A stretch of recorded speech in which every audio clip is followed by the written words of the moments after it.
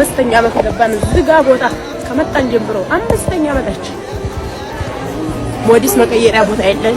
ልጆች እንጀራ ይላሉ፣ እኛ ምን እናቀርባለን? ወጥ አርጉበት ይላሉ።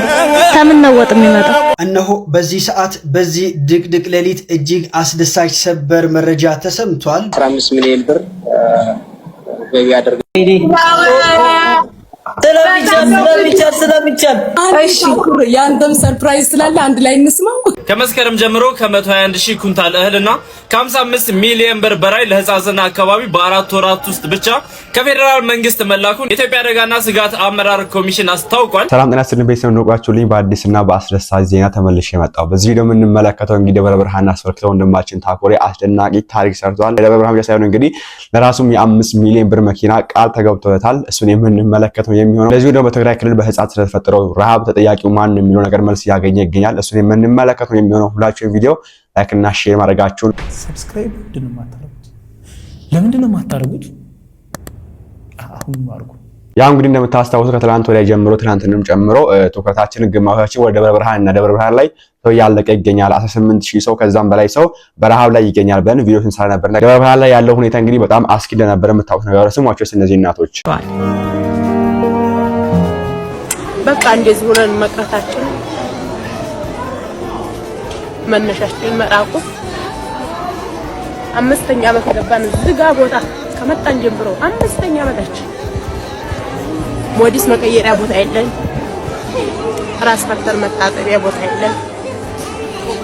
እንደዚህ እየመሸ እየነጋ እስካሁን ድረስ ኖርን። እንግዲህ እናንተ ያያችሁን የሰላላችሁን ማርሜ ይስጥልን፣ ጤና ይስጥልን፣ ኑሩልን። በጣም እናመሰግናለን። ግን የኛ መጨረሻ እያሳዘነኝ ያለንበት ደረጃማ በቃ እንግዲህ ምንም መፍትሄ ወደ መፍትሄ ቢቀድልን አንድም ሸራም ይሁን ምንም ይሁን ከዚህ ወጥተን ንፋስ የምናገኝበት ቦታ እንኳን ትንሽ ብናገኝ ደስ ይላል።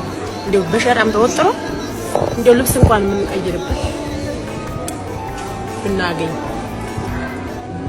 ዘመድ ካለን ዘመድ ካገኘን እንደዛ አይነት ልጆች እንጀራ ይላሉ፣ እኛ ምን እናቀርባለን? ወጥ አርጉበት ይላሉ። ከምን ነው ወጥ የሚመጣው? ሽሮ በርበሬ የለው ዘይቱ ሽንኩርቱ ቀርቶብን ጨውና በርበሬ አደባልቆ ማቅረብ ከብዶብናል። ምን ኑሮ አልተመቸንም። ምን ተነጥፈና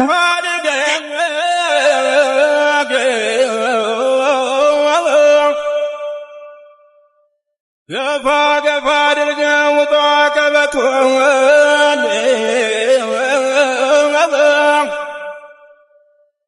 ገፋ አድርገው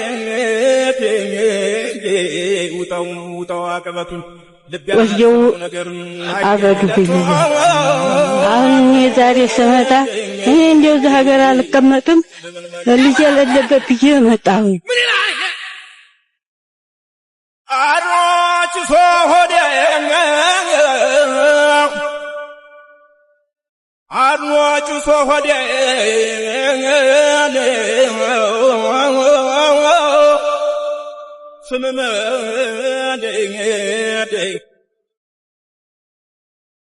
ከሳሽ ነገረኛ ተከሳሽ ሰርቀኛ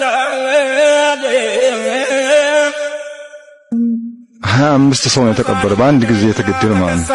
25 ውስጥ ሲገደሉ አባወራ 4 ብቻ ነው የተገደለ። የተቀረው ህፃናትና ሴት ብቻ ነው የተገደሉ።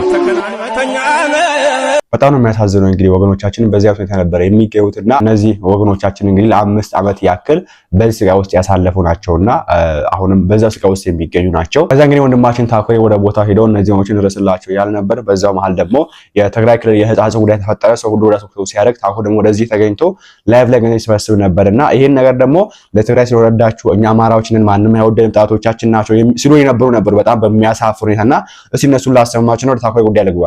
ረሃብና ችግርን ወደ ብሔር ወደ ፖለቲካ ተቀይሯል። እጸጽና ደብረ ብርሃን የሚል ሌላ ነገር ውስጥ ተገብቷል። በጣም ያሳዝናል። ሁሉ ነገር ወደ ብሔር ቀይረን ሁሌ እንደ እውነት በጣም እኔ እየደበረኝ ነው የምር።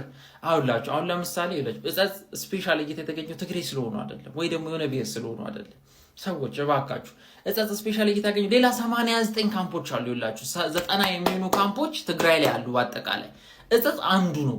እጸጽ የተረዳበት ምክንያት ከሁሉም ከሌሎቹ ካምፖች የከፋ ረሃብ ከነሱ ከሌሎቹ ካምፖች በጣም ሰዎች እየሞቱ በጣም መድኃኒት ሁሉ ነገር በቃ የከፋ ስለሆነ ነው። እጸጽ ላይ እጸጽ ኤክስትሪም ማሳያው ስለሆነ ነው እጸጽ ላይ እርዳታው የበዛው ሌላ ነገር አይደለም እንጂ ደብረ ብርሃን ያሉት ሌሎቹ ካምፖች ላይ ያሉት ትግራይ ላይ ካምፖች ላይ ያሉት መረዳት የለባቸውም ወይ የብሔር ጉዳይ ሆኖ አይደለም። ደብረ ብርሃን ላይ ያሉት ወገኖቻችን በጣም ማለት አትሊስት ለአዲስ አበባ ቅርብ ናቸው፣ መርዳት መቻል አለብን። በጣም ማለት አሁን ወደ እጸጹ ነው የሚመጡት እነሱ የእጸጹ አይነት ረሃብ ችግር ነው እነሱ ጋር የሚደርሰው በጊዜ ካልደረስን። ህጻጽ ላይ ተረዳ እሺ አማራውስ እያልካት ታላዝን ቲክቶክ ላይ አታልቅስ። እንኳን ሰው አገኙ እንኳንም ተረዱ፣ ቲክቶከሩም ጭምር እሰይ ቀርመው ሄዱ። እነሱ በዚህ ልክ ላጣ ወገናቸው ትኩረት ስለሰጡ ባንድ ተረባርበው ገንዘብ ስላዋጡ ባላቸው አንድነት ባሳዩት መዋደድ ከቻልክ ተደሰት፣ ካልሆን ትምህርት ውሰድ። ሰውነት አይደለም ዳር ሆኖ መናደድ። አንተም ቅርብህ ላለው አቅሟለህ ለመድረስ፣ ስንቅም ከቶ አላጣህ የሚሆን ለማጉረስ። ችግርህ ምን እንደሆን ታውቀዋለህ መቼስ፣ ያለብህን ክፍተት ልዩነት በማጥበብ በአንድነት ከቆምክ በቅን መተሳሰብ፣ ጎተራህ በቂ ነው አገርን ለማጥገብ። አሳስበሃል አይደል ወገንህ መራቡ አጥቶ የሚቀመስ፣ በላ ዛሬን ጀምር ለቸገረው መድረስ። ሳራና ታኩር ጋር ተገይተን ላይቭ ላይ ያቅማችንን እናርግ እንዲቆም ይስቃይ። አየህ ሁሉም የበኩሉን የሚያረክ ከሆነ እንዳንተና እንደኔ ማንንም አይሰቃይ በረሃብ በጠኔ። የኔም መልእክት ይሄ ነውና ሰዎቹ እንግዲህ ለስንት ዓመታት ያክል ለስንት ሺህ ዓመታት ተሳስረው አብሮ የኖሩ ሰዎች ናቸው። አሁን ላይ መሀል ለፖለቲከኞች ገቡና ብሔርተኞች ገቡና የከፋፈሏቸው ነው የሚገቡትና ኤኒዌይስ ሁለቱም የሰሜን ህዝብ ነው። ሁለቱም ወንድሞች ናቸው፣ እታሞች ናቸው፣ አባትና እህቶች ናቸው፣ የተዋለዱ ህዝቦች ናቸውና በዚህ ልክ ለመከፋፈል አንሞክር ፈልጋለሁ። ወንድማችን ታኩሬ ማመስገን አለብንና ታኩሬ የሰራውን ነገር እስቲ ይሄን ታኩሬ መጀመሪያ እነሆ በዚህ ሰዓት በዚህ ድቅድቅ ሌሊት እጅግ አስደሳች ሰበር መረጃ ተሰምቷል። ባለሀብቱ አቶ ወርቁ አይተነው በደብረ ብርሃን ለሚገኙ ተፈናቃዮችም 15 ሚሊዮን ብር እንግዲህ እንደለገሱ ነው የተገለጸ የሚገኘው። በደብረ ብርሃን መጠለያ ጣቢያ ለሚገኙ ወገኖቻችንም በዚህ በቲክቶክ መንደር አማካኝነት እንግዲህ እየተደረገ ያለው የገቢ ማሰባሰቢያ መርሃ ግብር እጅግ አስገራሚ ድሎችንም ያስመዘገበ ይገኛል። ወገን ለወገን ደራሽ መሆኑን እንግዲህ በተግባር ያየን እየተመለከትን እንገኛለን። ታዋቂው ባለሀብት አቶ ወርቁ አይተነው ታዲያ ለዚህ በጎ ዓላማ የሚውል 15 ሚሊዮን ብር እንግዲህ በመለገስ የጀግንነት ስራ ሰርተዋል። በዚህም እጅግ በርካቶችም አቶ ወርቁ አይተነውን እያመሰገኗቸው ይገኛል። ኮሜንት ላይ ያለ ባላቸው መስክሩልኝ። ይሄ ብቻ አይደለም። በነገራችን ላይ ለተፈናቀሉ ወገኖቻችን 15 ሚሊዮን ብር አግዘዋል። እሱ ብቻ ለወንድማችን ታኩሬ ደግሞ የ5 ሚሊዮን ብር መኪና እንደሚያግዙ ቃል ገብቷል። ኦልሞስት ወደ 20 ሚሊዮን ብር አውጥቷል። ትናንት ማታ ብቻ እሳቸው ብቻ ናቸው። ከዛው የተሰበሰበም አለ። እሱ ስንት ነው የሚሆነው ነግራችኋለሁ። እስቲ ከራሳቸው አንደበት እንስማ። ታኩር እንደምን አለ? ሰላም ነህ? መጀመሪያ ላደረከው ነገር በጣም አመሰግናለሁ። በመቀጠል ወርቁ ፋውንዴሽን እስከ 200 ሚሊዮን ባጀት ይዟል ለዚህ ለተቸገሩ ኢትዮጵያውያኖች ለመርዳት። አሁን አንተ ሄደህ ለጎበኘው በዚህ ሰዓት መዋጮ የምታደርጉበት ግን 15 ሚሊዮን ብር ገቢ ያደርግላችኋል። ስለዚህ ውጭ ሀገር የሚገኙ ኮንታክታችሁ ከኛ ጋር በመገናኘት ገንዘቡን መረከብ ይችላል። እናመሰግናለን። አጨብጭብ አጨብጭብ አጨብጭብ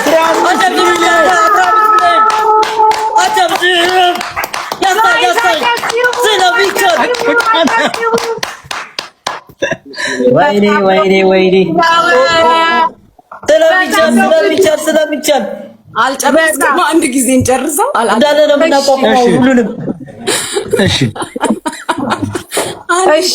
ያንተም ሰርፕራይዝ ስላለ አንድ ላይ እንስማው።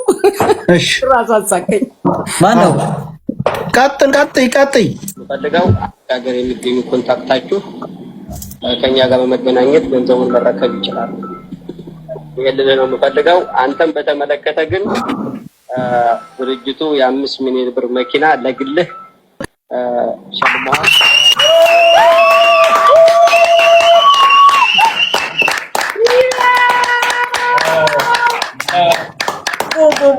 ቦም ሻካላካ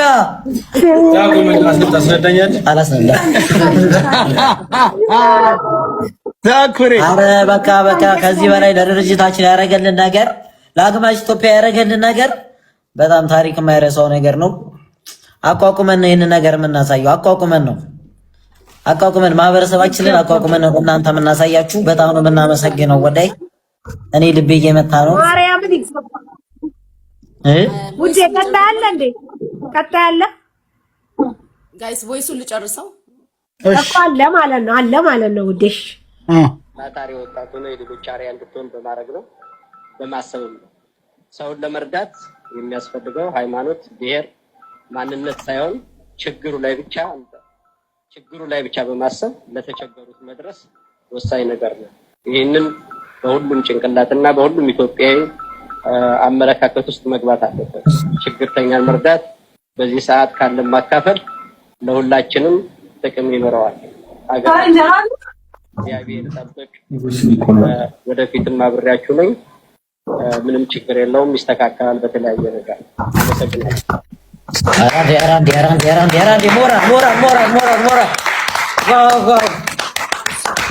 ሁለተኛውን ቮይስ ልክፈተውና ከያዝነው ባጀት ተቀንሶ የሚሰጠው 15 ሚሊዮን ብር ደብረ ብርሃን ብቻ ለሚገኙ አንተ ለጎበኛቸው እንደሆነ መታወቅ አለበት። በቃ that's it።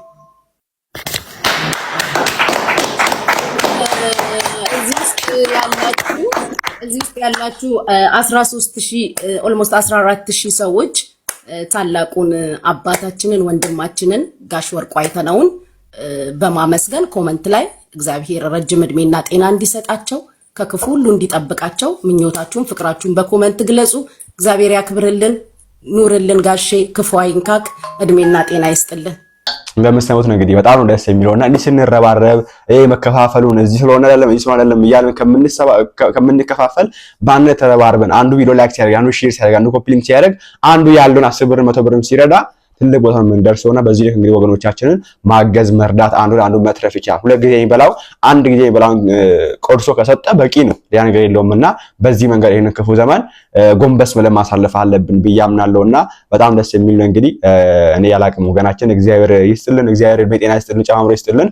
በጣም ደስ የሚል ነው። በዚሁ ደግሞ አጠቃላይ ሰበሰበው ብር እንግዲህ ላይቭ ላይ በባንክ ብቻ የገባው ኦልሞስት ወደ 5 ሚሊዮን ብር ወደ ባንክ ካሽ ገብቷል፣ ወደ ባንክ ቃል የተገባ አለ። ከዛ ውጪ ደግሞ በጊፍት የተሰበሰበ ደግሞ ከዛም በላይ ሊሆን የሚችል ገንዘብ አለና እንዲሆነ ምን ብዬ እናሰጋን አቀም እግዚአብሔር ይመስገን ነው። እግዚአብሔር ይስጣችሁ፣ ሰጣችሁትም ላይክ ስታደርጉባችሁ ሼር ስታደርጉባችሁ እግዚአብሔር ይስጣችሁ።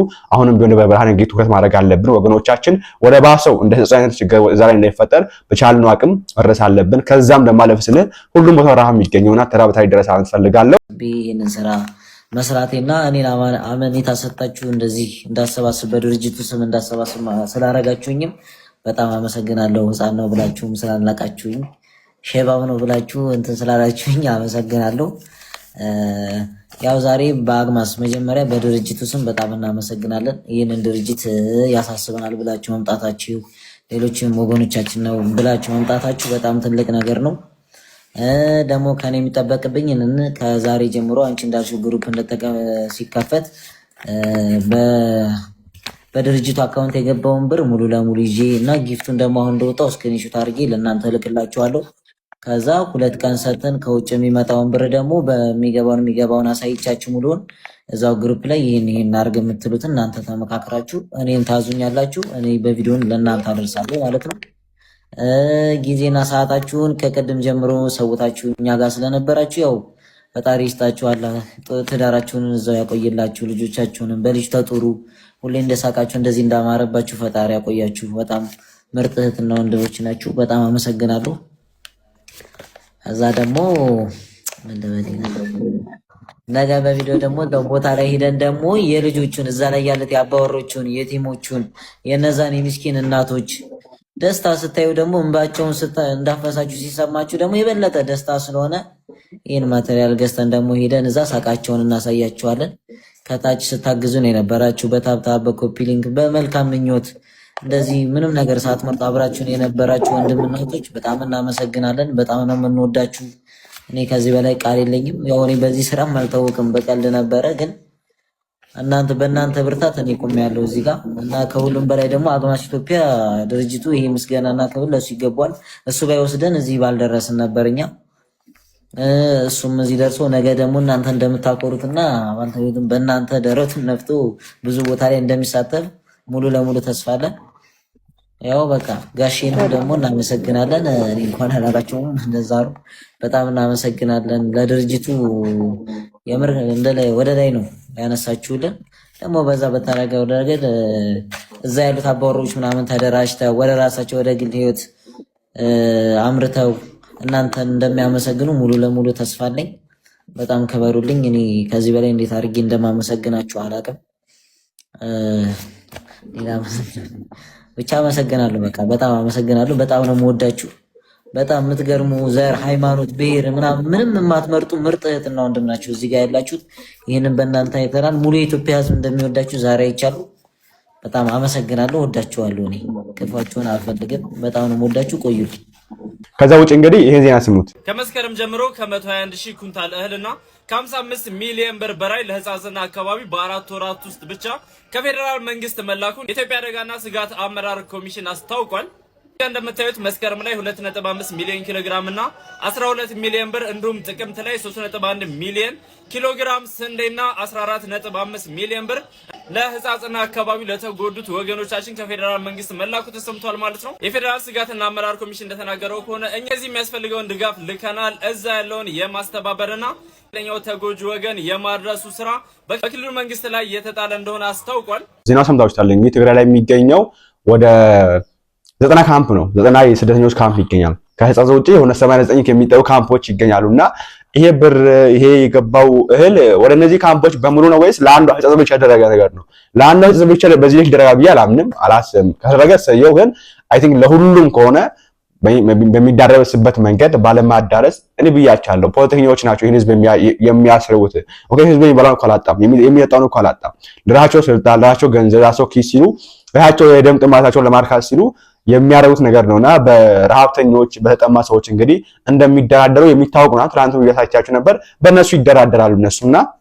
ኤኒዌይስ ለዚህ ጥያቄ አድርጎ ያቀረበው አንድ ወንድማችን አለ እና ተመልከቱ እስቲ።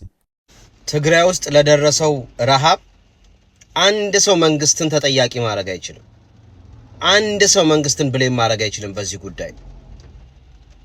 ይሄ ሁሉ ነገር እንዳይፈጠር ነው መንግስት ስንት አመት ሙሉ እርቅ እያለ አስታርቁኝ እያለ ሲለምን የነበረው፣ ሲያላግጡበት የነበረው፣ እንደ ፈሬ ተቆጠረው እየመጣ ያለው ነገር ከባድ ነው እያለ መንግስት ሲጮ የነበረው ይሄ ነገር እንዳይፈጠር ነው። ስለዚህ ማንኛውም ድርጅት በለው ግለሰብ በለው መንግስትን በዚህ ጉዳይ ውስጥ ከቶ መንግስትን ብሌም ማድረግ የሚችል አንድ የሞራል ልዕልና ያለው አካል የለም በፍጹም። ለዚህ ሁሉ ዳሜጅ ተጠያቂ፣ ለዚህ ሁሉ ችግር ኮዞች እንደ አምላክ የምታመልኳቸው የናንተ መሪዎች ናቸው። በጦርነት የጨረሱት ህዝብ እንኳን አልበቃ ብሏቸው እሱን ዲናይ አድርገው መልሰው እንደገና ወደ ሌላ ጦርነት እየተዘጋጁ ሰውን ለአስከፊ ረሃብ ህዝቡን ያጋለጡት እናንተ እንደ አምላክ የምታዩአቸው፣ እኛ ማለት እነሱ ነን እነሱ ማለት እኛ ናቸው ብላችሁ የምታመልኳቸው ከመሳሪያ ውጪ ሌላ ዕውቀት የሌላቸው መሪዎቻችሁ ናቸው። አንድ ሰው መንግስትን በዚህ ጉዳይ ላይ ብሌም ሊያደርገው በፍጹም አይችልም። ስንት አመት ሲለምን የነበረው ይሄ ችግር እንዳይፈጠር ነው። የት ናችሁ ያላችሁ ታዲያ? አና ትግራዋዬ ምናምን እያላችሁ እንደዚህ ያላችሁ በየክለቡ ብር እየበተናችሁ ያዙ ይልቀቁኝ የምትሉት የት ናችሁ? አርቲስት በለው ዘፋኝ በለው ዘርፎ የወጣ በለው የባለስልጣን ልጅ በለው አና ትግራዋዬ እኛ ምናምን ስትል የነበር የት ነው ያለ? ከናንተ ትናንትና የመጡ በጣም ወጣት ልጅ ቲክቶከሮች ይሻላሉ። ምንም ፖለቲካ ውስጥ ኢንቮልቭ አድርገው የማያውቁ፣ እኔ በትግራዋይነቴ ምናምን ብለው እንኳን አንድ ቀን ለፍልፈው የማያውቁ ከናንተ 100 እጥፍ ለህዝቡ እንደሚያስቡ፣ ወይም ደግሞ ምንም የትግራይ ተወላጅ ያልሆኑ በደማቸው ውስጥ ትግሬ የሌለባቸው ተራ ሶሻል ሚዲያ ላይ የሚንቀሳቀሱ ሰዎች ከናንተ 100 እጥፍ ለህዝባችሁ እንደሚያስቡ የሚያሳዩት አጋጣሚ ነው። ስለዚህ አንድ ፖለቲከኛ በለው ግለሰብ በለው ማንም በለው መንግስትን ቅንጣት ታክል ብሌም የማድረግ የሞራል ልዕልና የለውም ማንም። ይሄ ሁሉ ዳሜጅ እንደሚፈጠር አውቆ ነው መንግስት እንደዛ እየተነቆረ እንደ ፈሪ ሆኖ እባካችሁ አስታርቁኝ፣ ምክንያቱም እየመጣ ያለው ነገር ከባድ ነው እያለ ሲጮ የነበረው ይሄ እንዳይፈጠር ነው። እናንተ ሰው ተራበ አልተራበ ምን አግብቷችሁ? ብቻ ይሄ ህዝብ በሞራል ብቻ ይነሳላችሁ፣ ከመንግስት ጋር ይባላላችሁ። እናንተ ከሀገር ውጭና አገር ውስጥ እንኳን ያላችሁ ትላልቅ አርቲስቶች አሁን በዚህ ሰዓት ላይ የላችሁም። ጦርነት ላይ እኔ ከቲዲኤፍ ጎን ነኝ ምናምን ነኝ ስትል የነበረ ከሀገር ወጥተ እኔ ትግራዋዬ ምናምን ስትል የነበር ገንዘብ ስትበትን የት ናችሁ? where are you? መንግስትን አንድ ሰው በዚህ ጉዳይ ብሌም ማድረግ የሚችለው ነገር የለው። የኢትዮጵያ ህዝብ ሰባዊነት ይዞት ማድረግ ያለበትን ሁሉ ማድረግ አለበት። ማንም ግን መንግስትን ብሌም ማድረግ አይችልም። ማንም መንግስት ሁሉ ጊዜ ማንኛውም የመሳሪያ ታጣቂ ኃይል የሚፈጥረውን ዳሜጅ ከስር ሲኮተኩት አይኖርም ዘመኑን ሙሉ። ለዚህ ሁሉ ተጠያቂ እነሱን የምትደግፉ እኔ ማለት ቲዲኤፍ ነኝ ብላችሁ ስትጮሁ የነበራችሁ ሰዎች እናንተ ናችሁ ለህዝባችሁ ማለቅ ለህዝባችሁ መራብ ተጠያቂዎች። ምክንያቱም አይተናል ሰምተናል።